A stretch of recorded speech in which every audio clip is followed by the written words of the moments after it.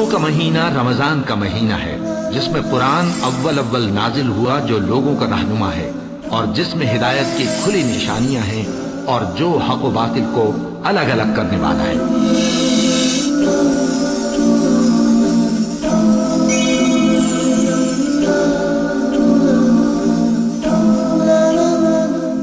मोहतरम नाजरीन, प्रोग्राम फ़ज़ाइल रमज़ान की इस नशिस्त में आप हज़रात का इस्तक़बाल है। अस्सलामु अलैकुम वरहमतुल्लाहि वबरकातुहू। आज की नशिस्त का मौजू है नीयत, सहरी और इफ्तारी। औज़ु बिल्लाहि मिनश शैतानिर रजीम, बिस्मिल्लाहिर रहमानिर रहीम।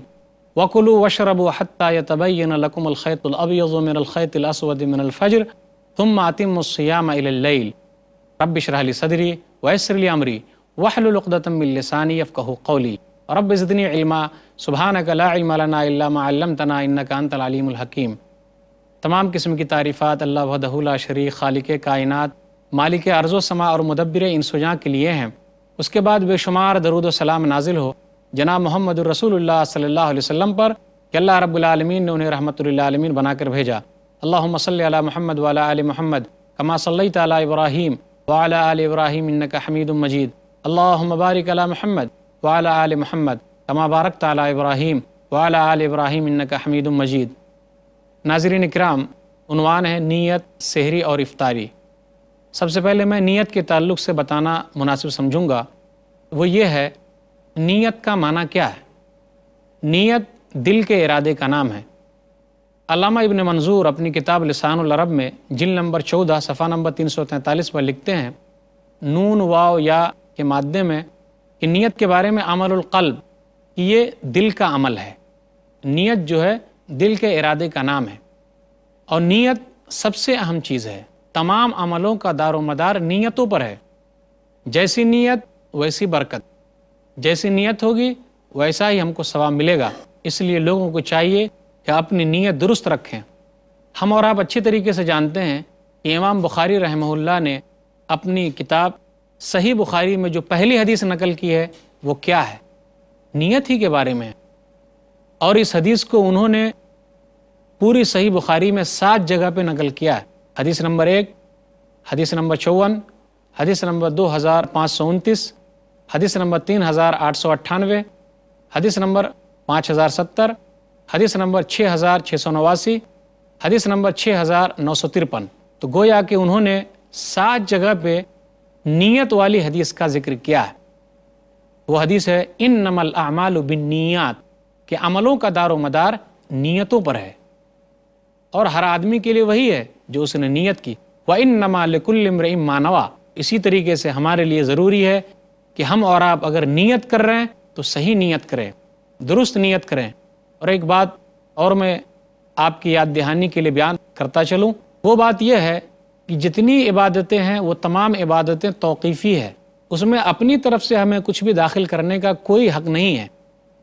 क्या हम में से कोई आदमी है जो तौहीद के लिए अपनी ज़बान से नीयत करे कि मैं ये कलमा पढ़ने के लिए जा रहा हूँ? कोई नीयत नहीं करता। तो गोया कि नीयत का ताल्लुक़ दिल से है और ये दिल का अमल है।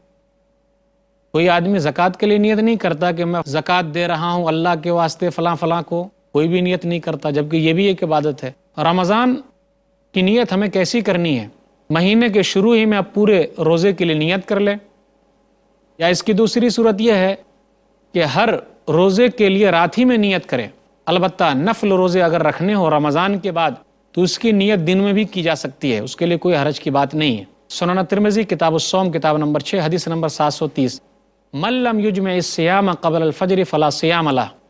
जिस आदमी ने तुलूए फ़ज्र से पहले पहले, सुबह सादिक से पहले पहले रमज़ान के रोज़े की नियत नहीं की, उसका रोज़ा नहीं होगा। तो ये लोगों को उभारा गया है कि लोग नियत करें और नियत दिल के इरादे का नाम है।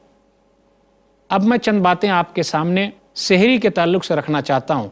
अरबी ज़बान में सहरी के लिए सहूर का लफ्ज़ आया है। जो सुबह उठकर हम सहरी खाते हैं उसी को सहरी, सहूर का लफ्ज़ कहा गया है, सहरी कहा गया है। सहरी खाने की बड़ी फजीलत है। सहरी न खाने से रोज़े पर कोई असर नहीं पड़ेगा, यानी इसका कोई रुक्न नहीं है। लेकिन अगर कोई आदमी सहरी खाता है तो अच्छे काम करता है, बरकत वाले काम करता है, ताकि दिन में भी उसके लिए आसानी रहे اور وہ تنگی محسوس نہ کرے، بھوک اور پیاس سے بھی وہ اپنے آپ کو بچا کے رکھے گا۔ اس لیے نبی صلی اللہ علیہ وسلم ہمیشہ سحری کھانے پر ابھارا کرتے تھے۔ حدیث ہے صحیح مسلم کتاب الصیام کتاب نمبر 13 حدیث نمبر 1096، لوگوں سحری کھاؤ کیونکہ سحری کھانا برکت کی چیز ہے۔ اگر سحری برکت کی چیز ہے تو ہمیں اور آپ کو چاہیے کہ ہم اور آپ سحری کھائیں۔ اگر ہم اور آپ سحری کھائیں گے تو ہمارا ہی فائدہ ہوگا۔ اسی طرح نبی صلی اللہ علیہ وسلم نے اور ارشاد فرمایا، صحیح مسلم کتاب الصیام کتاب نمبر 13 حدیث نمبر 1096، سیام فصل ما بین سیامنا و سیام اہل الکتاب اکلۃ السحر۔ صحیح مسلم کتاب الصیام کتاب نمبر 13 حدیث نمبر 1096، فصل ما بین سیامنا و سیام اہل الکتاب اکلۃ السحر، کہ ہمارے اور اہل کتاب کے روزے کے درمیان سحری کھانا ہی ہے، یہی جدائی کرنے والی چیز ہے۔ اہل کتاب یہود و نصارہ جو ہیں سحری نہیں کھاتے، لیکن مسلمان جو ہیں وہ سحری کھاتے ہیں۔ سحری کا وقت جو ہے وہ اللہ کو یاد کرنے کا بہترین وقت ہوتا ہے، ذکر و اذکار کا بہترین وقت ہے، اس وقت کی دعا قبول ہوتی ہے، اس لیے لوگوں کو چاہیے کہ وہ سحری کھائے۔ اللہ تعالیٰ نے قرآن کریم کے اندر نیک لوگوں کا تذکرہ کیا ہے، وَبِالْأَسْحَارِ هُمْ يَسْتَغْفِرُونَ، سورہ زاریات سورہ نمبر 51 آیت نمبر 18 آیت نمبر 15، کہ وہ لوگ سحری کے وقت اٹھ کر بخشش طلب کرتے ہیں، گناہوں کی معافی مانگتے ہیں تو اللہ تعالیٰ ان کو معاف کرتا ہے۔ یہ نیک لوگوں کی صفت ہے۔ سحری کے تعلق سے اللہ تعالیٰ نے کہا اور رات کے کھانے کے تعلق سے اللہ نے کہا، وَكُلُوا وَاشْرَبُوا حَتَّى يَتَبَيَّنَ لَكُمُ الْخَيْطُ الْأَبْيَضُ مِنَ الْخَيْطِ الْأَسْوَدِ مِنَ الْفَجْرِ، سورہ بقرہ سورہ نمبر 2 آیت نمبر 187۔ کھاتے پیتے رہو یہاں تک کہ صبح کا دھاگا کالے دھاگے سے واضح ہو جائے، یعنی صبح صادق کا وقت آ جائے، رات کا اندھیرا ختم ہو جائے، اس وقت تک کھاتے پیتے رہو۔ پچھلے زمانے کا یعنی شروع کے دور کے روزے کا میں کچھ واقعہ بیان کرنا چاہتا ہوں کہ جس وقت سن 2 ہجری میں روزہ فرض ہوا اس وقت کیا تھا۔ شروع میں مسئلہ یہ تھا، اگر کوئی آدمی افطاری کے بعد سو جاتا تو اسے اپنی بیوی سے ملنے کی اجازت نہیں تھی اور اسے سحری بھی کھانے کی اجازت نہیں تھی۔ ایسا ہی ایک واقعہ پیش آیا۔ صحیح بخاری کتاب الصوم کتاب نمبر 30 باب نمبر 15 حدیث نمبر 1915، ایک صحابی ہیں جن کا نام ہے قیس بن سرمہ انصاری۔ قیس بن سرمہ انصاری وہ بیچارے کام کرنے والے تھے، کام کرتے تھے، تھکے مادے تھے، گھر پہ آئے افطاری کے بعد، اپنی بیوی سے کچھ کھانے پینے کے لیے مانگا۔ کھانا پینا تو گھر میں نہیں تھا۔ بیوی نے کہا کہ میں تلاش کر کے لاتی ہوں۔ اسی درمیان میں ان کو نیند آ گئی۔ جب نیند آ گئی تو وہ ان کی بیوی جب آئی دیکھا کہ وہ سو گئے ہیں تو کہا خیبتن لک، گھاٹا ہو، نقصان ہو تمہارے لیے، یعنی اب سونے کے بعد دوبارہ آدمی رات میں کھا پی نہیں سکتا۔ شروع میں ایسا تھا۔ وہ صحابی اسی حالت میں روزہ رکھتے ہیں۔ آخر ان کے ساتھ ہوتا کیا ہے، فلما انتصف النہار غشیا، آدھے دن میں جب پہنچے، دوپہر کا وقت جب آیا تو بیچارے بے ہوش ہو کر گر گئے۔ نبی صلی اللہ علیہ وسلم تک یہ بات پہنچی تو اسی درمیان میں اللہ تعالیٰ نے آیت اتاری، کھاتے پیتے رہو یہاں تک کہ صبح کا دھاگا کالے دھاگے سے واضح ہو جائے۔ پھر اللہ نے وہ آیت بھی اتاری، أُحِلَّ لَكُمْ لَيْلَةَ الصِّيَامِ الرَّفَثُ إِلَىٰ نِسَائِكُمْ هُنَّ لِبَاسٌ لَكُمْ وَأَنْتُمْ لِبَاسٌ لَهُنَّ، سورہ بقرہ سورہ نمبر 2 آیت نمبر 187۔ تم لوگوں کے لیے اپنی عورتوں سے رات میں ملنا حلال قرار دیا گیا ہے، تم ان کے لیے لباس ہو، وہ تمہارے لیے لباس ہے۔ یعنی رمضان کی راتوں میں اپنی بیوی سے ملنا، ہم بستر ہونا جائز ہے، دن میں ہم بستر ہونا منع ہے۔ تو جب یہ آیتیں اتری تو صحابہ کرام بہت خوش ہو گئے کہ کم سے کم رات میں اگر نیند آ جائے گی تو دوبارہ اٹھ کر سحری کھا سکتے ہیں، اپنی بیوی سے فائدہ اٹھا سکتے ہیں۔ سحری کے بارے میں آیا کہ آدمی کو چاہیے کہ طاقتور غذا کھائے، اتنی کھائے کہ اس کو ہضم ہو جائے۔ ہمارے درمیان بہت سارے لوگ ایسے ہیں جو اتنا زیادہ سحری میں کھا لیتے ہیں اور بھاری غذا کھاتے ہیں کہ وہ پریشان رہتے ہیں، ان کا پیٹ جو ہے ہضم نہیں کر پاتا، بد ہضمی کا شکار ہو جاتے ہیں۔ تو ایسی سحری کا فائدہ کیا؟ نبی صلی اللہ علیہ وسلم نے ارشاد فرمایا، سنن ابی داؤد کتاب الصیام کتاب نمبر 14 حدیث نمبر 2345، نعم سحور المؤمن التمر، مومن آدمی کی بہترین سحری کھجور ہے۔ اگر کسی کے پاس کھجور نہ ہو تو وہ بھی کوئی دوسری طاقتور غذا کھا سکتا ہے، لیکن اتنا زیادہ نہ کھائے کہ وہ کنٹرول ہی نہ کر سکے، اسے بدہضمی ہو جائے۔ سحری کے تعلق سے ایک مسئلہ یہ بھی ہے کہ ہم لوگوں کو سحری کی دعوت دے سکتے ہیں۔ نبی صلی اللہ علیہ وسلم نے ایک صحابی کو دعوت دی تھی۔ سنن نبی داؤد کتاب الصیام کتاب نمبر 14 حدیث نمبر 2344۔ ارباز بن ساریہ رضی اللہ تعالیٰ عنہ کہتے ہیں کہ نبی صلی اللہ علیہ وسلم نے مجھے رمضان میں سحری کے لیے بلایا اور کیا کہا؟ ہلم الی الغداء المبارک، آؤ مبارک کھانا کھاؤ۔ سحری کے لیے ہے، جو سحری کے احکام میں سے ہے وہ یہ کہ آدمی اذان سے پہلے کم سے کم 50 آیت پہلے تک سحری کھانا بند کر دے۔ نبی صلی اللہ علیہ وسلم کے بارے میں آیا صحیح بخاری کتاب الصوم کتاب نمبر 30 حدیث نمبر 1921۔ زید بن ثابت رضی اللہ تعالیٰ عنہ کہتے ہیں تسحرنا مع النبی صلی اللہ علیہ وسلم ثم قام الى الصلاة قلت کم کان بین الاذان والسحور قال 50 آیہ، کہ ہم لوگوں نے نبی صلی اللہ علیہ وسلم کے ساتھ سحری کی، پھر نبی صلی اللہ علیہ وسلم نماز کے لیے نکلے تو میں نے پوچھ لیا اللہ کے رسول سحری اور نماز یعنی فجر کی نماز کے دوران کا وقفہ کتنا ہونا چاہیے؟ تو نبی صلی اللہ علیہ وسلم نے کہا 50 آیتوں کا، یعنی آدمی 50 آیت پڑھنے تک میں جتنا وقت لے گا اسے چاہیے کہ فجر کی نماز سے پہلے سحری کھانا بند کر دے۔ لیکن کبھی کبھی ایسا بھی ہوتا ہے کہ فجر کی اذان ہو جاتی ہے اور ہاتھ میں ہمارے سحری کے لیے کوئی چیز ہے تو ہمیں چاہیے کہ اذان ختم ہونے سے پہلے اس کو کھا لیں، جو ہی نہ چھوڑ دیں، نہ پھینکیں۔ اس کی بھی گنجائش ہے، لیکن ہمیشہ ایسا نہیں کیا جا سکتا۔ گنجائش تو ہے، اجازت تو ہے۔ سنن نبی داؤد کتاب الصیام کتاب نمبر 14 حدیث نمبر 2350۔ اذا سمع احدکم النداء والاناء ولا یدہ فلا یضعہ حتی یقضی حاجۃ منہ، جب تم میں کا کوئی آدمی اذان سنے یعنی فجر کی اذان سنے اور اس کے ہاتھ میں کھانے کا پیالہ ہے تو اسے چاہیے کہ وہ کھا لے، اپنی ضرورت پوری کر لے اور اسے نہ چھوڑے۔ سحری کے لیے ہے کہ لوگوں کو چاہیے کہ اذان دے کر اٹھایا جائے۔ اذان کے علاوہ دوسرے طریقے سے بھی اٹھایا جا سکتا ہے، لیکن اذان دے کر اٹھانا یہ سنت سے ثابت ہے۔ افسوس ہے آج کل ہمارے درمیان اذان دے کر سحری کے لیے اٹھانا ثابت ہی نہیں۔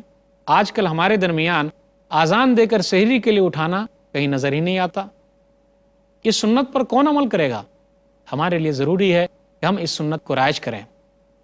صحیح بخاری کتاب الصوم کتاب نمبر 30 باب نمبر 17 حدیث نمبر 1918۔ کلوا واشربوا حتی یؤذن ابن ام مکتوم، لوگو کھاتے پیتے رہو یہاں تک کہ عبداللہ ام مکتوم اذان دے دیں، اور یہ فجر کی اذان دیتے ہیں۔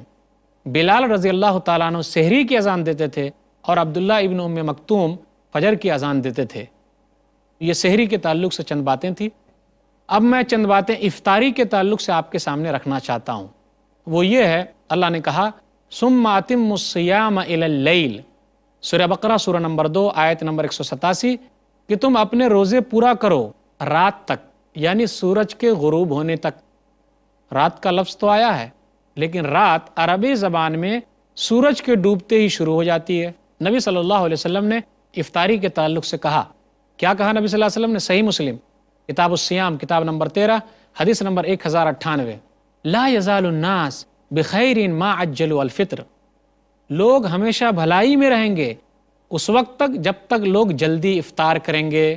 اب یہاں غور کیجئے، بہت سارے لوگ احتیاط کے نام پر 5 منٹ افطاری میں دیر کرتے ہیں، کہیں 10 منٹ لوگ دیر کرتے ہیں۔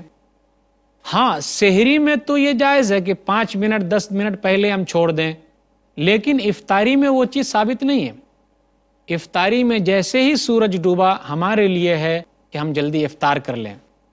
سحری کے لیے تھا کہ ہم صبح صادق تک کھا سکتے، اور افطاری کے لیے ہے کہ سورج ڈوبتے ہی ہم فوراً افطار کر لیں، اور ہمیشہ وہ لوگ بھلائی میں رہیں گے جو جلدی افطار کریں گے۔ ماں عائشہ رضی اللہ تعالیٰ عنہ کے پاس 2 آدمی مسئلہ پوچھنے کے لیے آئے، ایک ابو عطیہ اور ایک مسروق ہیں۔ انہوں نے پوچھا، یا ام المؤمنین رجلان من اصحاب محمد، یہ واقعہ موجود ہے صحیح مسلم کتاب الصیام کتاب نمبر 13 حدیث نمبر 1099 میں۔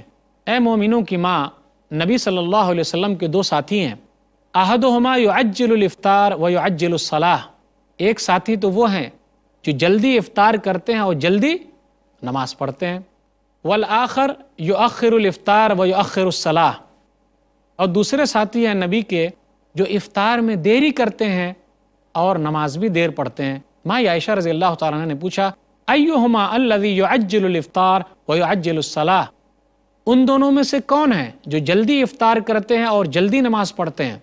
ان دونوں آدمیوں نے کہا عبداللہ یعنی ابن مسعود، یعنی عبداللہ بن مسعود جلدی افطار کرتے ہیں اور جلدی نماز پڑھتے ہیں۔ لیکن جلدی کا یہ معنی بھی نہیں ہے کہ سورج ڈوبنے سے پہلے پہلے ہی ہم افطاری کر لیں، یہ بھی سوچ کے چلنا ہے۔ سورج ڈوب جائے تو فوراً ہم افطار کر لیں۔ تو ماں عائشہ رضی اللہ تعالیٰ عنہ کہتی ہیں کذالک کان یصنع رسول اللہ، کہ رسول اللہ صلی اللہ علیہ وسلم ایسے ہی افطاری کرتے تھے، یعنی رسول اللہ صلی اللہ علیہ وسلم جلدی افطاری کرتے تھے۔ ایک راوی ہیں ابو قریب، انہوں نے ذکر کیا کہ جو لیٹ افطاری کرتے تھے وہ ابو موسیٰ تھے۔ افطاری کے تعلق سے یہ بھی ہے کہ ہمیں جو چیز میسر آ جائے تو ہم اس سے افطاری کریں، لیکن کھجور سے افطاری کرنا اچھی چیز ہے۔ کھجور نہ ملے تو چھہارے سے افطاری کریں، چھہارا نہ ملے تو پانی سے افطاری کریں، لیکن نمک سے افطاری کرنا یہ سنت سے ثابت نہیں ہے۔ بہت سارے لوگ ایسے پائے جاتے ہیں جو نمک سے افطاری کرتے ہیں، ایسا نبی صلی اللہ علیہ وسلم سے ثابت نہیں ہے۔ سنن ترمذی کتاب الصوم کتاب نمبر 6 حدیث نمبر 696، کان رسول اللہ صلی اللہ علیہ وسلم یفطر قبل ان یصلی علی رطبات فإن لم تکن رطبات فتمیرات فإن لم تکن تمیرات حصا حصوات من ماء، کہ نبی صلی اللہ علیہ وسلم نماز پڑھنے سے پہلے افطاری کرتے تو آپ رطب کھجور سے، تازہ کھجور سے افطاری کرتے، اور اگر وہ کھجور نہ ملتا تو آپ چھہارے سے افطاری کرتے، اور اگر وہ نہ ملتا تو آپ پانی سے افطاری کر لیتے تھے۔ سورج ڈوبنے کا ہمیں یقین ہو گیا، لیکن اس کے باوجود جب بدلی کا موسم تھا اور ہم نے افطار کر لیا، بعد میں پتہ چلا کہ سورج دوبارہ اگ گیا ہے، تو ہمیں کیا کرنا ہے؟ وہ روزے پورے کرنے ہیں۔ صحیح بخاری کتاب الصوم کتاب نمبر 30 حدیث نمبر 1959، اسماء بنت ابو بکر صدیق رضی اللہ تعالیٰ عنہ کہتی ہیں افطرنا علی عہد النبی صلی اللہ علیہ وسلم یوم غیم ثم طلعت الشمس، کہ ہم لوگوں نے بدلی والے دن افطار کیا، پھر اس کے بعد سورج نکل آیا۔ قیل لہشام، تو ہشام سے کہا گیا فامروا بالقضاء، کیا اس روزے کو دوبارہ رکھنے کے لیے کہا گیا؟ تو انہوں نے کہا بدن من قضاء، ضروری اس روزے کو دوبارہ رکھنا ہے۔ روزہ افطار ہمیں بسم اللہ سے کرنا ہے، پھر اس کے بعد ہمیں یہ دعا پڑھنی ہے۔ سنن ابی داؤد کتاب الصیام کتاب نمبر 14 حدیث نمبر 2357، ذهب الظمأ وابتلت العروق وثبت الاجر ان شاء اللہ، ذهب الظمأ وابتلت العروق وثبت الاجر ان شاء اللہ، پیاس بجھ گئی، رگیں تر ہو گئی، اور انشاءاللہ ثواب پکا ہو گیا۔ یاد رکھیے افطاری کے سلسلے میں یہ بھی ہے کہ آدمی دوسروں کو بھی افطاری کرائے۔ سنن ترمذی کتاب الصوم کتاب نمبر 6 حدیث نمبر 807، من فطر صائما کان له مثل اجرہ غیر انہ لا ينقص من اجر الصائم شیئا۔ زید بن خالد جوہنی رضی اللہ تعالیٰ عنہ بیان کرتے ہیں کہ نبی صلی اللہ علیہ وسلم نے ارشاد فرمایا کہ جس نے کسی کو افطار کرایا، کسی روزہ دار کو افطار کرایا، غور سے سنیے گا، جس نے کسی روزہ دار کو افطار کرایا تو اس کو بھی بدلہ ملے گا، اور جو افطاری کرے گا اس کو بھی بدلہ ملے گا، کسی کے بدلے میں کوئی کمی نہیں ہوگی۔ یہاں میں دو باتیں کہنا مناسب سمجھوں گا۔ ہم میں سے بہت سارے لوگ ہیں جو دوسروں کے یہاں افطاری کرنا پسند نہیں کرتے۔ کیا بولتے ہیں کہ اگر ہم دوسرے کے یہاں افطاری کر لیں گے تو ہمیں ثواب نہیں ملے گا، میرا ثواب تو وہی لے جائے گا۔ اس لیے بہت سارے لوگ دوسروں کے یہاں افطاری نہیں کرتے۔ اسی طرح ہمارے لیے ضروری ہے کہ اگر ہم کسی کے یہاں افطار کر رہے ہیں تو ان کو ہم دعائیں دے کر آئیں، یوں ہی نہیں کھا پی لیے چلے آئے اور ان کو کچھ دعا نہ دی، بالکل نہیں، ایسا نہیں ہونا چاہیے، بلکہ افطار کرنے والے کے لیے ہے کہ وہ جن کے گھر افطار کرنے گیا ہے ان کے لیے دعا کرے اور ان کو دعا دے کر آئے۔ سنن ابی داؤد کتاب الاطعمہ کتاب نمبر 26 حدیث نمبر 3854، کیا کہا نبی صلی اللہ علیہ وسلم نے؟ افطر عندکم الصائمون واکل طعامکم الابرار وصلت علیکم الملائکہ، تمہارے پاس روزہ داروں نے روزہ افطار کیا ہے اور تمہارے کھانے کو نیک لوگوں نے کھایا ہے، اور فرشتے تمہارے لیے رحمت کی دعا کر رہے ہیں۔ افطر عندکم الصائمون واکل طعامکم الابرار وصلت علیکم الملائکہ۔ تو ایک آدمی کو چاہیے جو افطاری کرنے جا رہا ہے یہ دعا ضرور دے کر آئے۔ ہم اور آپ اچھے طریقے سے جانتے ہیں کہ جب آدمی روزے سے ہوتا ہے تو اللہ تعالیٰ روزہ دار کی دعا کو قبول فرماتا ہے، تو موقع ہاتھ سے جانے نہ دیجیے، ہمیشہ اپنے آپ کو دعا میں مشغول رکھیے۔ رمضان کا مہینہ تو وہ ہے۔ صحیح ابن حبان کتاب الصوم کتاب نمبر 12 حدیث نمبر 3428 نبی صلی اللہ علیہ وسلم نے ارشاد فرمایا، ثلاثۃ لا ترد دعوتہم، 3 آدمی ایسے ہیں جن کی دعا کبھی رد نہیں ہوتی۔ الصائم حتی یفطر، ایک وہ روزے دار جب تک وہ افطار نہ کر لے۔ روزہ دار کے لیے ہے کہ وہ روزہ رکھتے ہوئے اللہ سے دعا مانگے، جب تک وہ افطار نہیں کر لیتا اس وقت تک اس کے لیے یہ مہلت ہے کہ اللہ تعالیٰ اس کی دعا میں یہ تاثیر رکھتے کہ وہ جو مانگے اللہ اس کو قبول فرما لے۔ والامام العادل، دوسرا آدمی وہ ہے جو انصاف پسند آدمی ہو۔ ودعوت المظلوم، اور تیسرا وہ آدمی جس پر ظلم کیا گیا ہے، اگر وہ دعا کر لے تو اللہ تعالیٰ اس کی دعا کو قبول فرما لے۔